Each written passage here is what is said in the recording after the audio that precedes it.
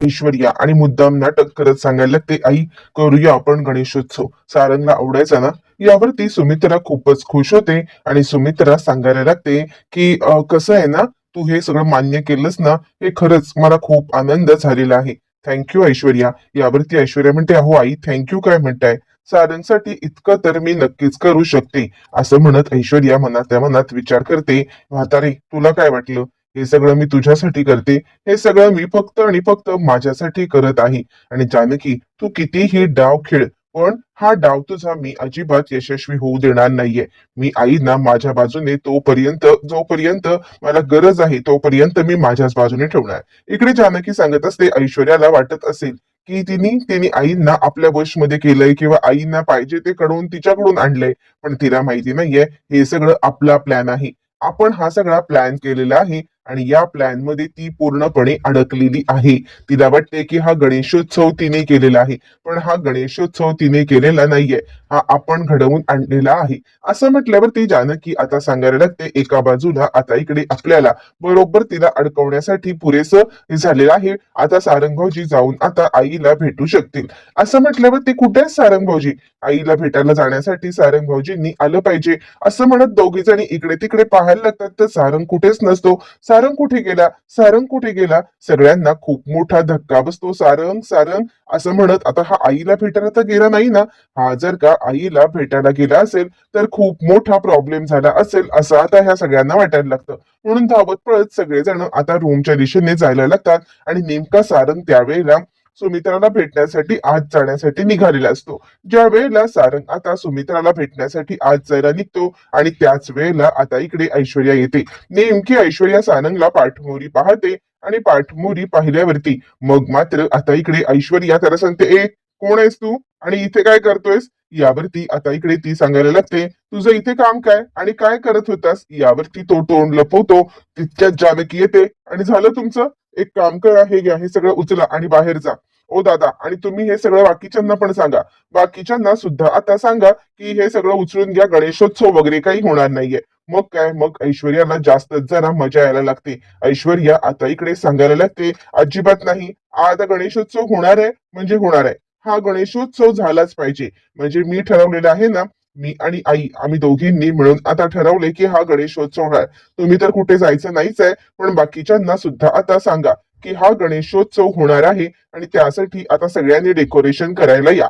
असं म्हटल्यावरती आता इकडे बरोबर आपला प्लॅन वर्मी लागलेला आहे. ही गोष्ट जानकीला कळते आणि सगळ्यांनाच या गोष्टीचा खूपच आनंद होतो. ऐश्वर्या निघून जाते आणि त्यानंतर मग आता इकडे जानकी सांगायला लागते, सारंग भाऊजी अहो कुठे होतात तुम्ही, आम्ही तुम्हाला शोधत होतो, काय चाललंय हे सगळं. असं म्हटल्यावर ते सारंग म्हणतो, काही नाही, मी आईला भेटायला आलो होतो, पण नेमकी नेमकी ऐश्वर्या त्याच वेळेला तिकडे उभी होती आणि सगळा प्लॅन माझा चौपट झाला असता. यावरती आता इकडे ऋषिकेश सांगतो, आता तुला घाबरायचं काहीच कारण नाहीये. काही झालं तरी सुद्धा आता आता आईला तुला भेटता येणार आहे.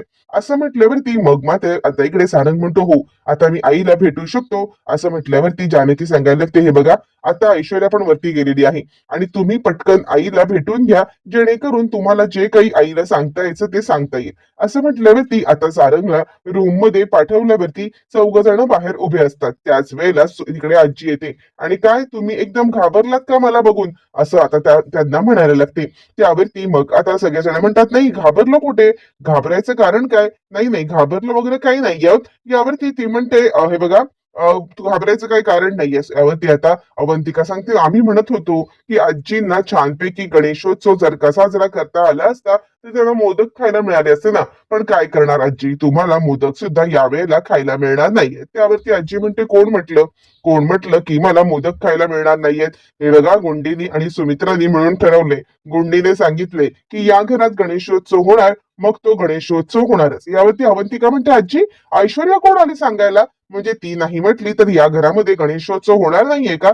यावरती आजी म्हणते, हे बघा तुम्ही जास्त आगाऊगिरी करू नका, ऐश्वर्याने ठरवले गणेशोत्सव होणार तर ह्या घरात गणेशोत्सव होणार म्हणजे होणारच. असं म्हणत मग मात्र आता इकडे आजी सांगायला लागते, सुमित्रा कुठे, मला सुमित्रा सोबत बोलायचं आहे. यावरती आता मात्र सुमित्रा कुठे गेली, काय गेली, कुणालाच काही बोलायचं म्हणजे कसं, त्यावरती जानकी युक्ती काढते आणि आई मंदिरात गेल्यात.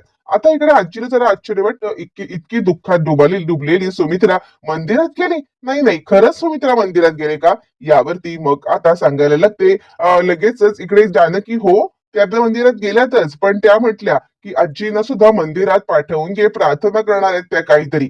यावरती आजी म्हणते, हो खरंच? यावरती आता सौमित्र म्हणतो, हो अगं खरंच तुला मंदिरामध्ये बोलवलेलं आहे. असं म्हटल्यावर ती धावत पळत आता इकडे आजी मंदिरात जायला निघते. आता यांचा प्लॅन यशस्वी होतो की आजीला मंदिरामध्ये पाठवल्यामुळे आता सारंग आणि आई या दोघांना बोलता येईल. त्यानंतर मग आजी निघून गेल्यावरती सगळेजण सुटकेचा निश्वास सोडतात आणि सगळ्यांनी सुटकेचा निश्वास सोडल्यावरती मग आता सारंग आणि आई यांना सफिशियंटली किंवा कम्फर्टेबली बोलता यायला पाहिजे.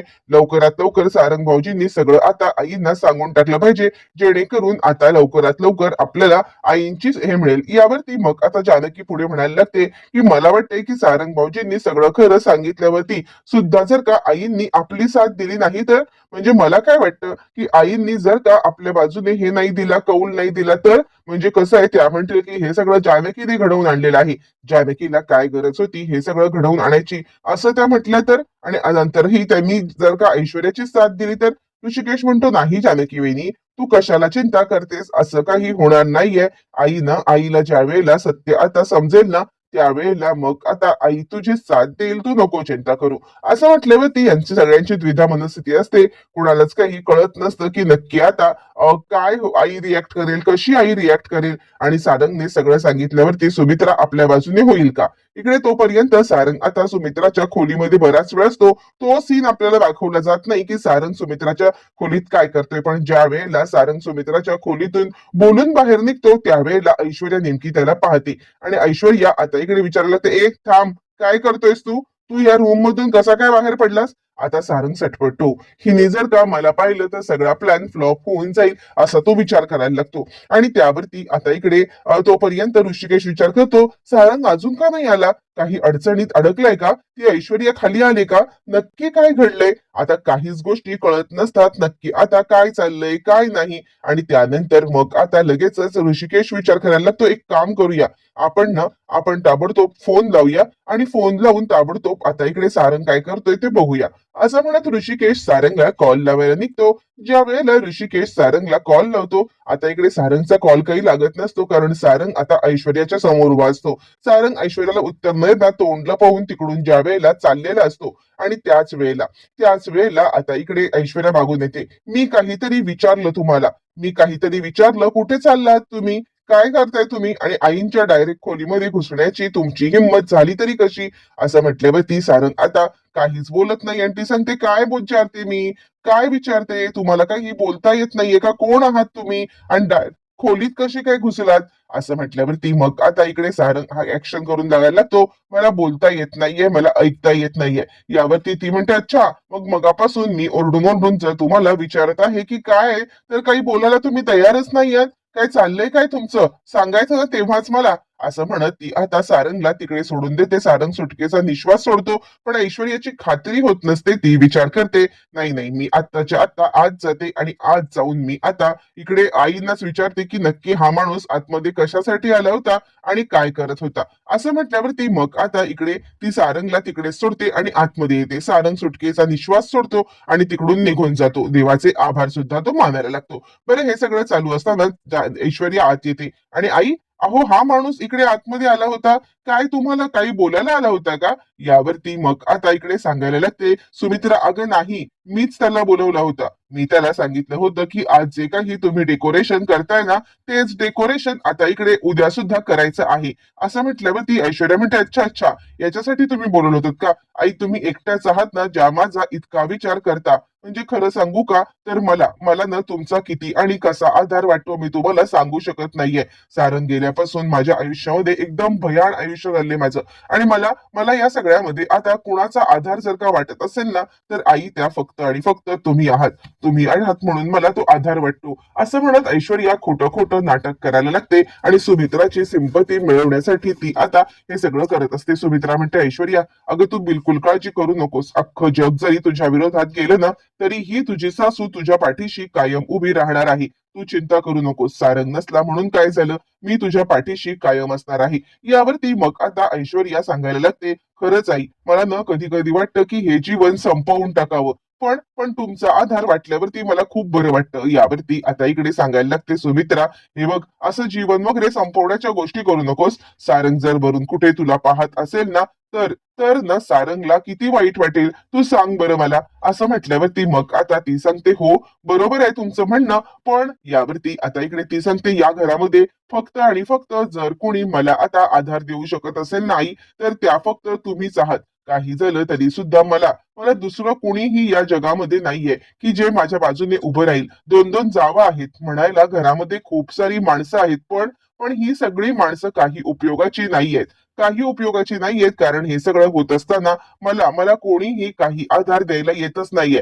दोन दोन जावा या म्हणायला घरात आहेत, दोन दोन जावा घरात आहेत, पण पण एकीलाही माझं आता हे काही पडलेलं नाहीये. म्हणजे एकही मला आता 4 गर्भसंस्काराच्या गोष्टी शिकवेल असं काही काही करायला तयार नाहीये. असं म्हटल्यावरती आता इकडे सुमित्रा म्हणते, अख्खं जग जरी तुझ्या बाजूने गेलं ना, तरी सुद्धा मी तुझ्या बाजूने ठामपणे उभी राहणार आहे. काही झालं तरी सुद्धा मी तुला अंत देणार नाहीये. असं म्हटल्यावरती मग आता लगेचच ती सांगायला लागते, काही झालं तरी सुद्धा ही सासू तुझ्या पाठीशी कायम असणार आहे आणि त्या बाकीच्या कोणाचाही अजिबात विचार करू नकोस. काहीही झालं तरी सुद्धा मी त्यांना समजवेन आणि मी त्यांना आता पटवून देईन की ऐश्वर्या जे बोलेल तेच या घरात होणार आहे. असं म्हटल्यावरती ऐश्वर्या सांगते, खरंच आई, तुम्हीच आहात. तुमच्याचमुळे मला या घरामध्ये आधार मिळतोय. यावरती ती सांगते, हे बघ, सारंगचा अंश तुझ्या पोटामध्ये वाढतोय.